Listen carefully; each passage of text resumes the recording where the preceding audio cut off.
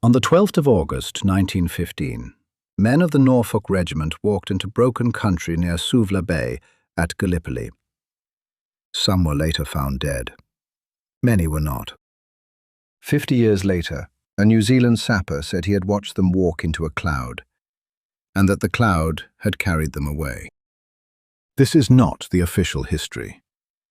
This is the story of the man who saw the cloud move. One thing first, because it matters. The place is real.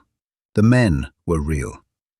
A company of that regiment, many of them workers from the royal estate at Sandringham, led by the King's own land steward, advanced that afternoon, and a great part of them was never seen alive again. A British general called the affair, in his official dispatch, quite inexplicable. That much is history, and it deserves respect. What I am about to play you is not history. It is one old man's story. Keep the two apart, as I have. I did not find this story written down.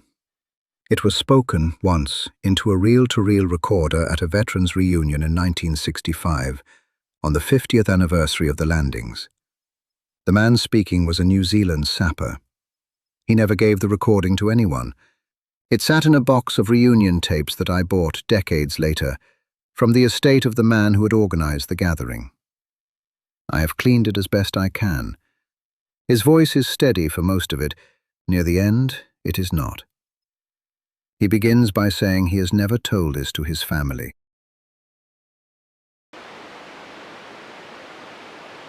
I was on the ridge because of the water line. At Gallipoli, in August, water mattered more than courage.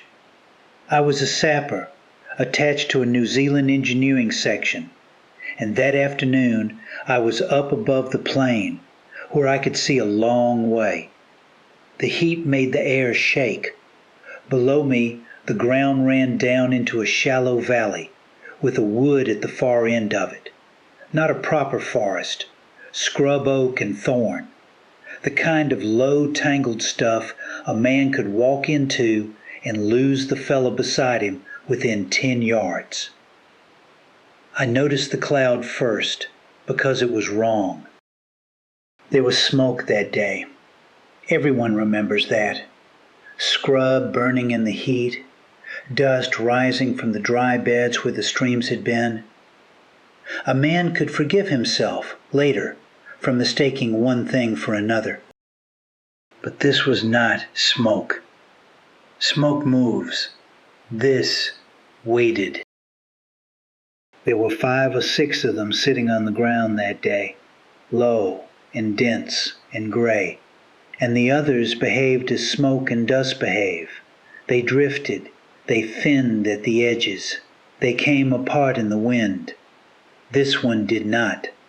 It sat across the lower end of the valley, right against the edge of the wood, and it held its shape, and it held its place, and it did not move when the others moved. Later, when men gave it a name, they called it the color of a loaf of bread. I only knew that it was wrong, in a way I could not name, and that I could not stop looking at it. I watched it for a while, because there was nothing else to watch, and because watching it was easier than thinking about the waterline.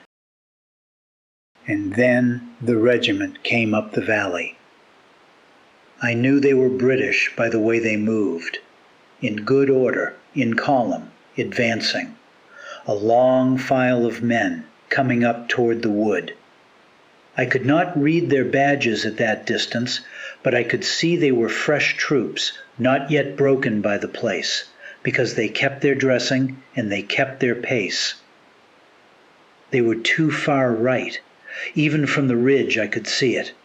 No line beside them, no men closing the gap, just that column, alone, keeping its pace, as if the valley had been left open for them.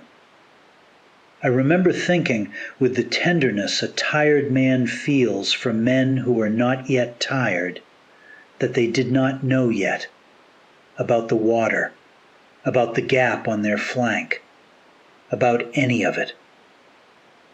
They marched toward the wood, toward the cloud. I expected them to halt. A commander does not march a column into ground he cannot see. I waited for the halt, and it did not come. The lead files reached the edge of the cloud where the gray wall met the scrub, and they did not slow, and they did not stop. I watched a regiment walk into a cloud. The gray took them and did not change. It did not swirl. It did not part. The men were there, and then the gray closed over where they had been, and they were inside it. I had a whistle on my belt. I remember touching it. That is the part I have never forgiven. But what warning does a man blow against a cloud? And so I touched the whistle, and I did not lift it, and the column went in, file by file, the whole of it, and it took the better part of an hour. I sat on that ridge with my spanner in one hand and the whistle under the other, and I did not call out, because what would I have called, and to whom? When the last file had gone in, I waited for them to come out the other side. They did not come out the other side. I sat there until the light began to go. And then, in the last of it, the cloud moved. It did not drift, it lifted. It rose off the ground all at once, the whole gray mass of it, the way a tent lifts when you strike the center pole. It went up into the sky, and it joined the other clouds, the ordinary ones, and it sailed away to the north, against the wind. I am very clear about that. Against the wind. I watched it until I could not tell it from the others, and then I could not find it at all, and the valley below me was empty. The wood was empty. No column, no men, no sound of fighting from beyond the trees, no rifle fire, no cries, nothing. Just the scrub and the dark coming on, and the water line I had not finished. I went down off the ridge, and I never told a soul, because no soul would have heard it as anything but the heat and the thirst talking. And in time I came to half believe that myself, the heat, the thirst, a tired man on a ridge. I kept that comfort for 50 years. Here the old man's voice changes on the tape. I came to the reunion, not really wanting to. My wife had died, the children were grown, and a man on his own says yes to things he would once have said no to.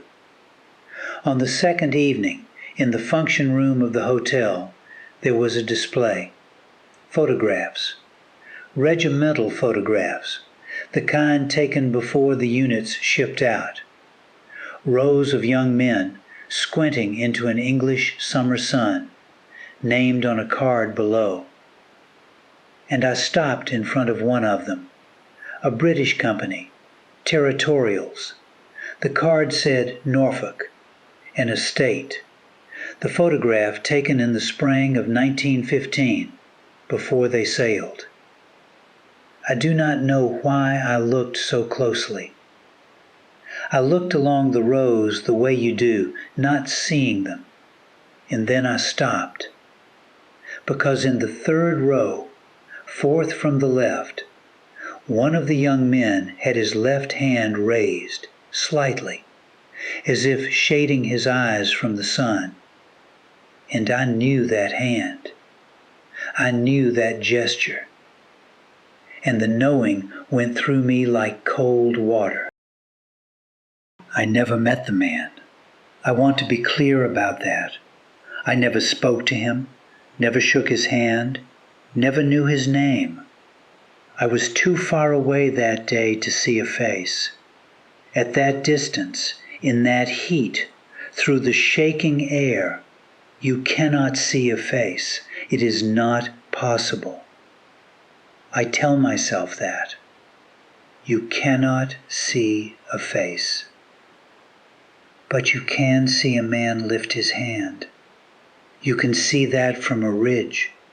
You can see it from a mile off, if it is the last thing a column does before the gray takes it.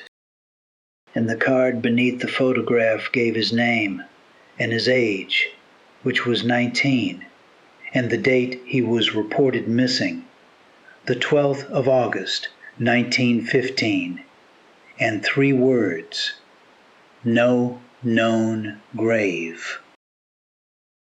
I had to sit down. Someone brought me a glass of water, and I could not drink it. 50 years and half a world away, and I understood that I had not imagined it after all, that the heat had not been talking, that I had seen exactly what I had seen.